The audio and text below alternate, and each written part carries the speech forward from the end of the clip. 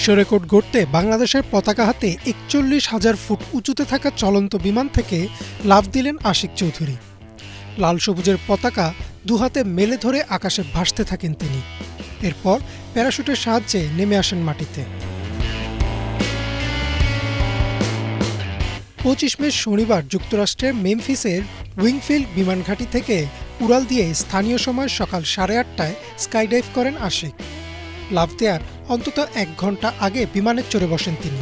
শরীর থেকে নাইট্রোজেন অপসারণের জন্য পুরো সময়টা বিমানে অক্সিজেন মাস্ক পরে বসেছিলেন তিনি। The highest ever skydive with a flag শিরোনামের এই এক্সট্রিম স্পোর্টসটিতে অংশ নেন আশিক। হয়তো অল্প দিনের মধ্যেই নিশ্চিত হতে পারবেন যে গিনেস বুক অফ ওয়ার্ল্ড রেকর্ডে নাম উঠেছে তার, সাথে লাল সবুজের বাংলাদেশের। রেকর্ড গড়ার উদ্দেশ্যে ২১ মে রাতে যুক্তরাষ্ট্রের উদ্দেশ্যে রওনা দেন আশিক।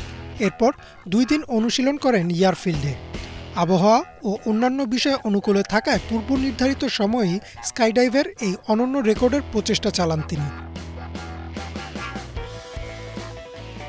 ৪১,০০০ ফুট উঁচু থেকে লাফ দেন আশিক। অনেকটা পাখির মতো উড়তে থাকেন তিনি। হাতে ছিল লাল সবুজের পতাকা। ২ হাতে পতাকা থাকায় ভারসাম্য রক্ষা করতে বেশ বেগ পেতে হয়েছিল তাকে। তবুও হাত থেকে ছেড়ে দেননি প্রিয় মাতৃভূমির পতাকা। মাটিতে নেমে এসে তিনি বলেন, নিচে নামার সময় পাক খেতে শুরু করেছিলেন, ফলে সঠিকভাবে প্যারাশুট খোলা নিয়ে তৈরি হয়েছিল সন্দেহ। কিন্তু জরুরি মুহূর্তে প্যারাশুট খোলার কৌশল জানা ছিল তার, ফলে কোনো সমস্যা ছাড়াই সময় মতো প্যারাশুট খুলে নিরাপদেই মাটিতে চলে আসেন তিনি। মাটিতে ছিলেন তার স্ত্রী।